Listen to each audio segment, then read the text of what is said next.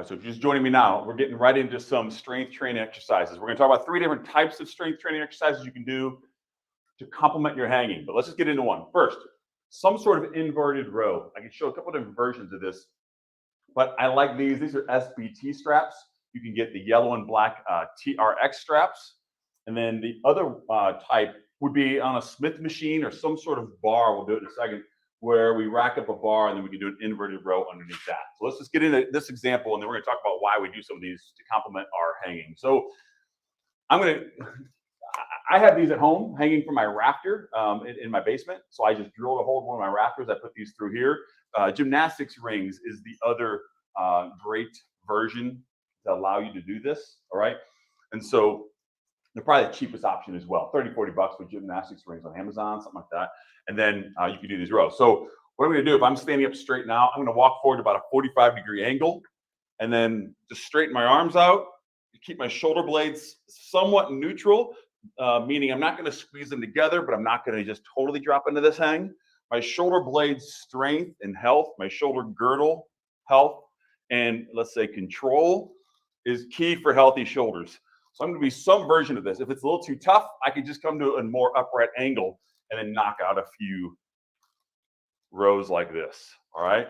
The key to your strength training with shoulder impingement, subacromial impingement, any sort of overhead pain we're talking about and why we're doing some hanging in the first place is the key to strength training is some sort of horizontal push and pull strength training movement.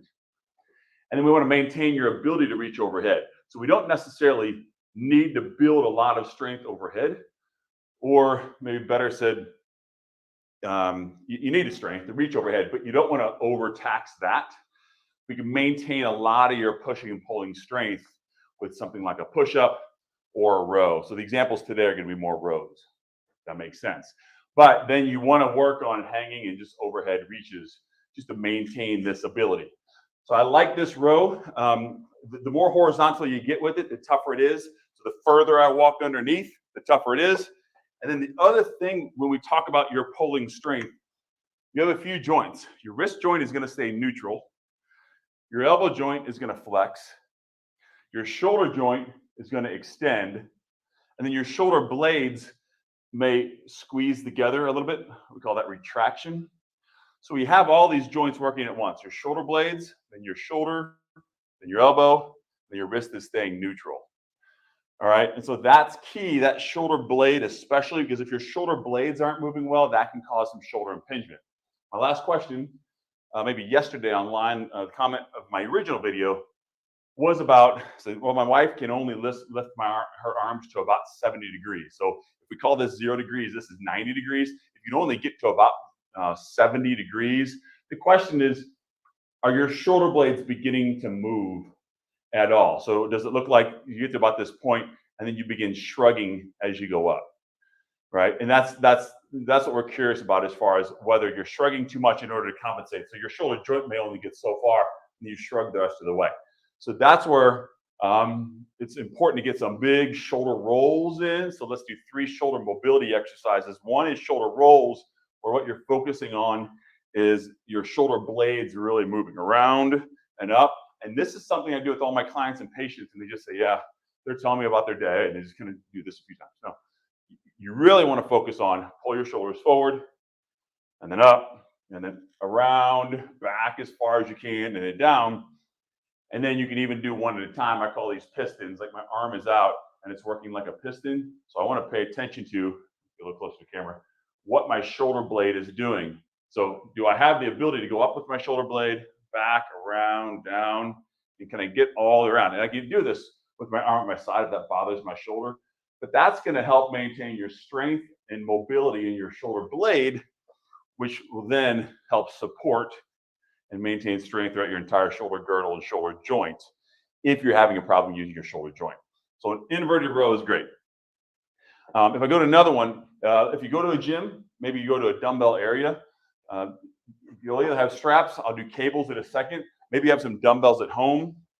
You can do some version of a dumbbell row. So again, a row is just, so the exercise here, I'm reaching out with both arms and I'm rowing back. In this example, I'm going to reach out with one arm and row back here.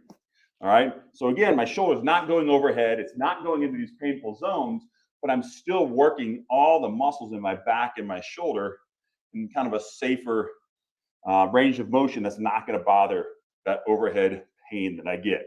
So here, again, my wrist stays neutral.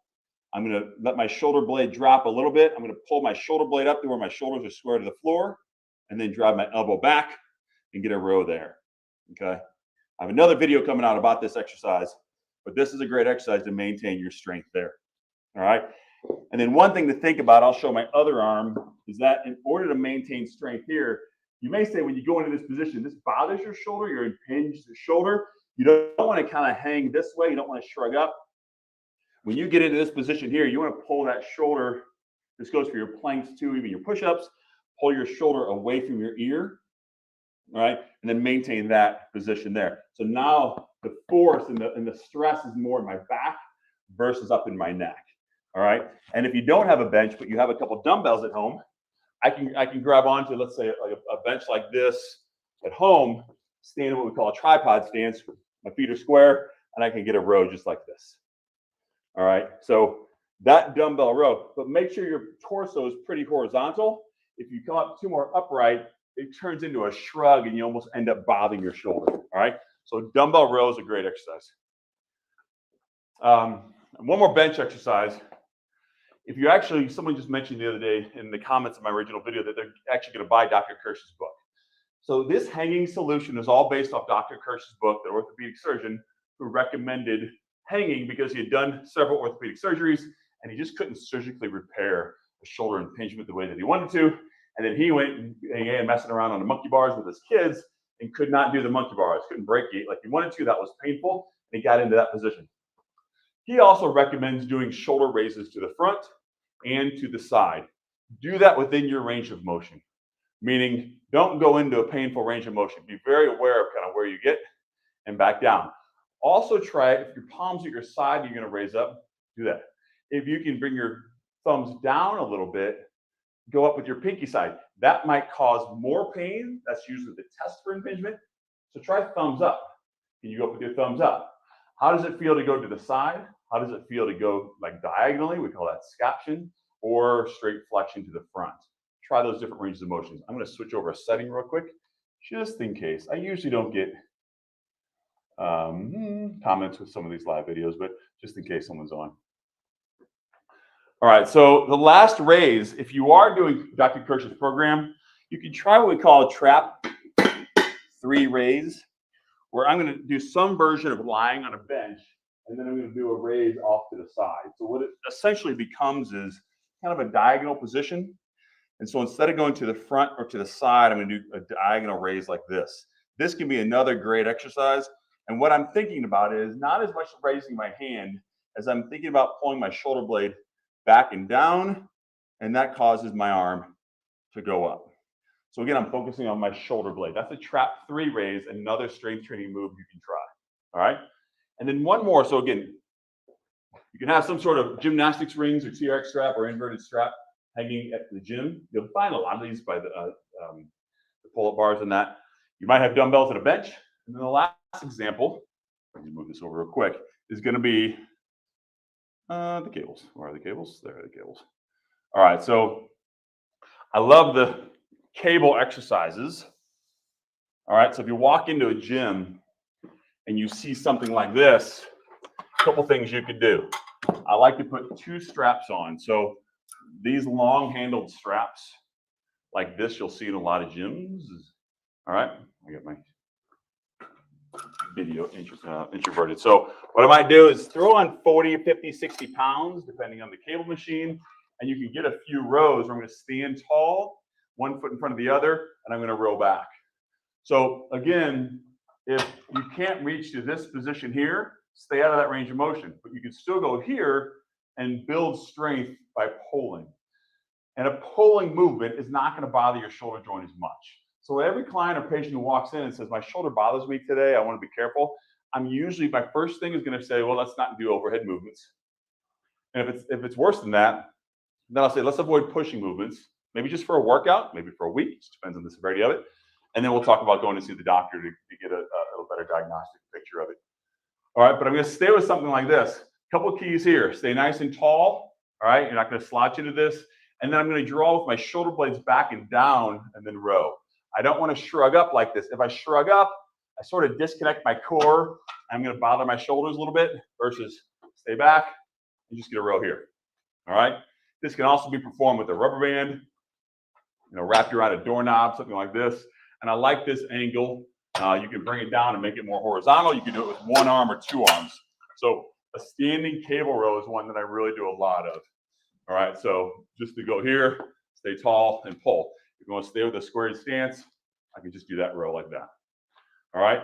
So again, it's one of these movements that someone comes in and says, my shoulder's really bothering me. I think I got some shoulder impingement. And we're still able to do a lot of exercises. We're able to do a rower. We're able to do cable rows. We're able to do inverted rows, dumbbell rows. And you still really feel like you worked your shoulders, you worked your back, you worked your arms, you burned your calories, you just got stronger. And then as you're doing that, it'll allow that shoulder to heal a little bit with your hanging. So let's get back into hanging a little bit, talk about a couple modified versions, a couple more modified versions. If I have these straps, one way I might do a modified, because everyone keeps asking or commenting about modified versions, I might just go here and drop into this stretch here. This might be enough. I'll show you on camera more, but I can just hang there. And again, I want to be protected, pull my shoulder blades down a little bit, or I can just kind of hang down and just totally relax.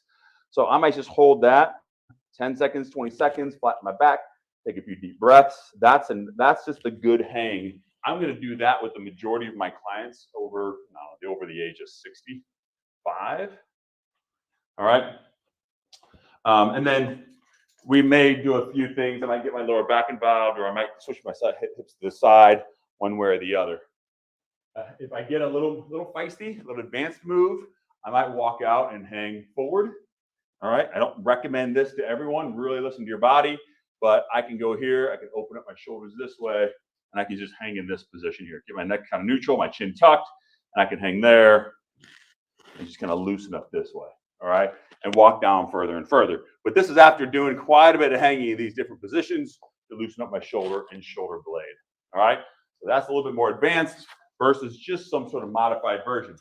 The other modified version then is just going to be to stand, but not to just keep my feet on the floor. And commenters have mentioned that. I do 50% hangs, 40% hangs. So my feet are on the floor, so I can dictate, how much of my body weight. I weigh 235 pounds after New Year's Eve, New Year's Day. So probably more, but so I can sit here and I can dictate how much of my shoulders I want to work. And then I can also sort of reverse shrug, pull my shoulder blades down to support my shoulders a little bit more. And that helps quite a bit as well. All right. The other thing I like hanging, I have a 18-inch kind of heavy step. If you have this at home or in the gym, let's build some other things in our hanging for our lower backs and our hips. So I might hang for a bit and then bring a foot up and drop and get a little bit of a hip flexor stretch. All right. So I might draw that back heel into the floor, stretch one side, stretch the other. I might reach across, bring both feet up onto the step. I can hang, I can anterior tilt, I can posterior tilt, all right, side to side, just to loosen up my hips, my lower back, right? If I've been sitting in a desk chair all day long, if I've been sitting in a police car all day long, whatever you might be doing. I've worked with law enforcement officers that wear a heavy belt and they sit in a chair all day long, cause a little lower back pain. So I'm going to get a little bit more than just my shoulders. I'm going to loosen up my hips, my ribs, my lower back, and hit all these things as well, which I really like to do. All right. A few people have mentioned shoulder replacements. For the most part, shoulder replacements are done because you just can't sleep at night comfortably. So someone said that they're playing golf 3 times a week, and their shoulder has recommended, or their doctor has said, well, you're probably going to get a shoulder replacement soon. If you're playing golf 3 times a week, you're still swinging a golf club, and it's achy at night. That's not shoulder replacement time. All right. I don't want to say your doctor is trigger happy. Some are, but you have some time, right? It's when you're playing golf maybe once a week, or you can't play more than once a week. Your shoulders are bothering you. You can't sleep at night. That's when you go into a possible shoulder replacement. A joint replacement is always going to be an objective and subjective conversation, right? As all things typically are, but A doctor is going to say, I've done shoulders or I've done a hip that's not even as bad as yours, but the person was in a lot of pain, right? And other people will say, I've seen ones that are, worse than yours, but they're not in too much pain. So it's always going to come down to, yeah, you qualify objectively. Your joint is degenerated. You may not have cartilage in there. In the case of a knee, meniscus. In the case of your hip, your labrum. In the case of your shoulder, typically your labrum. And therefore, they'll recommend some sort of shoulder replacement. But know that if you go in for a shoulder replacement, you're going to go from a painful range of motion here to a non-painful range of motion here. Right? It's difficult to get some of this back. Knee replacements and shoulder replacements are tough. If they talk about a reverse shoulder replacement, what they're doing is they're turning your ball and socket. This is your upper arm bone, and this is your scapula. All right, it's a ball and socket joint. A reverse is when they turn the socket into a ball and the ball into a socket. All right, and now this is the way the shoulder moves. Again, you sleep at night, your shoulder pain is gone, but it really limits your range of motion. So if you want to keep doing your carpentry work or your electrician work or spiking a volleyball or or shooting a gun and kind of being, I work with some hunters, just whatever you might want to do, just be aware of really the results, the functional results. As I always say, medical technology is only getting better, right? So every day you put off a joint replacement, the better that replacement, surgery is going to get. It's going to be less invasive. It's going to be more arthroscopic than cutting the whole thing open. So be aware of that as well. No mobility. Oh, another shoulder joint exercise I like to do. I, again, always warm up with this shoulder circle, really big around. I always feel my left shoulder blade. My left shoulder blade is always a little tighter.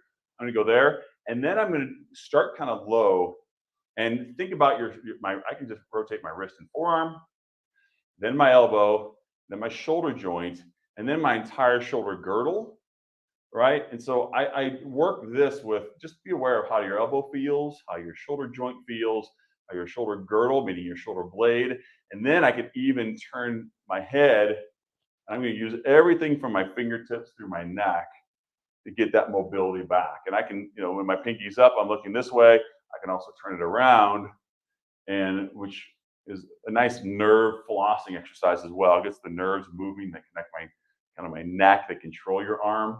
And then go to the other side. So start with just your wrists, and then your elbow, and then your shoulder joint, and then your shoulder girdle, right? And then get your neck into it as well, and your whole head. All right, my son is recovering from a forearm surgery. He broke both forearm bones. He's got a brace on. So we're working on getting some of this back, but it's not just his forearm bones. He tried to hop over a tennis net and broke clear through both forearm bones. They're both displaced. He had a rod put in each bone. It's not just his forearms that we need to get back.